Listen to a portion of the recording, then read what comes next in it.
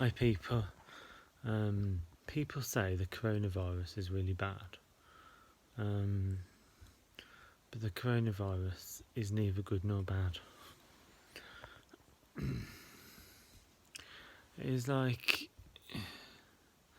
let's put it another way, nature has a way of balancing itself out. When there's too much greed and too much selfishness in the world, then nature has a way of balancing itself out. This illness affects wealthy people more than poor people, in the sense that all the financial markets are failing. Now, if you look at places like Africa, where poverty is quite a big thing, you'll notice that the cases are quite low. What that's trying to say is that this virus is intelligent, or it's being directed by higher power. You could say it's being directed by higher power because it's not actually affecting the people who are already in a lot of hardship and a lot of pain and suffering themselves. Therefore, it's trying to level the markets. It's trying to level the wealth distribution throughout the world. The wealthier a person is, the more they're going to lose through this virus. That's one way of looking at it. You could also say, why do people have to die? Well, why do animals have to die? Why do animals have to suffer just to make people rich? Why do animals have to get killed all around the world, slaughtered, butchered, put in torturous conditions? Why is that necessary? Just to make money. Why is it necessary?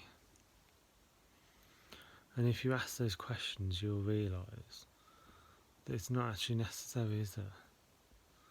We could live in harmony with animals, and then these diseases wouldn't need to come about. A lot of these diseases that cross over from animals to people,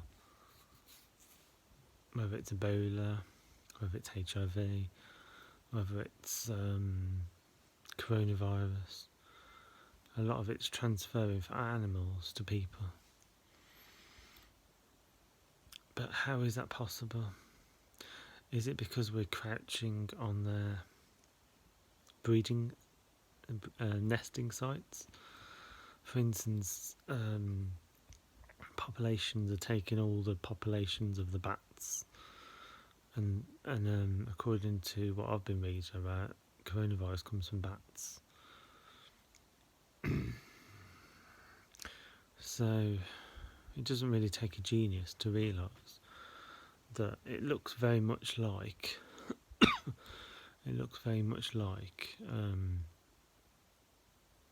karma. And people are over worried. I look at people when I'm walking Luna down Witchbold and they quickly cross the road and I'm thinking, oh, okay.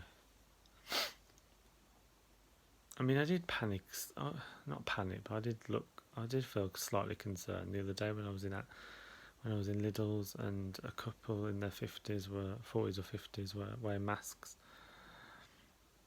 and I prayed for them. As soon as I saw them, I felt a bit of concern, and then I prayed for them, and the fear left me. And I realised that people haven't really got a fear of their bodies becoming ill.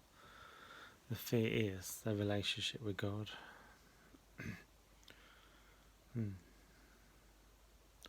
It's not the body you're worrying about, it's your soul. It's what awaits you if the worst happens, what awaits you afterwards.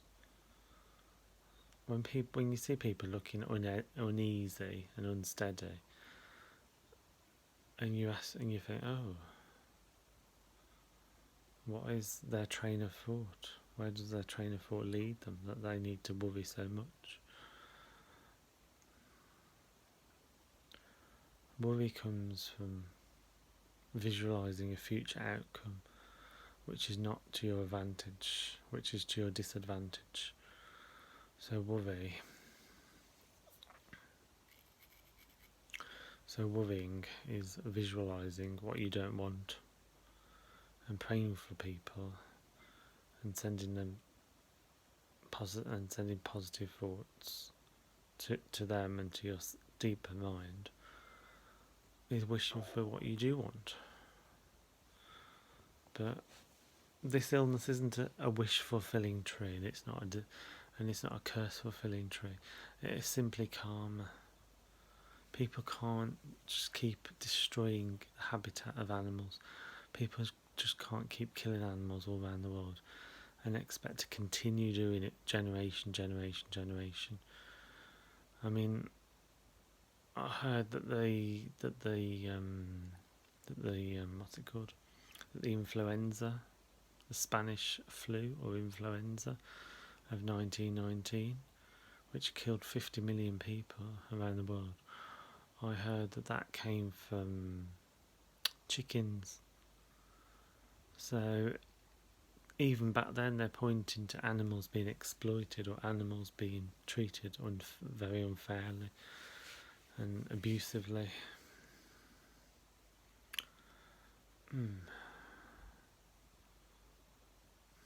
It's a shame that people can't see it from the animal's point of view. If you was that little chicken in that little cage, depressed, upset, day in, day out, you would, and you died in that cage, wouldn't you ask the higher power to send the same kind of thing back to people? You would, wouldn't you? So there's no other way of saying it, but it is karma. Anyway,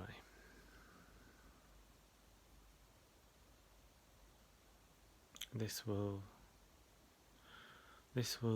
disappear soon, so I'm not that concerned.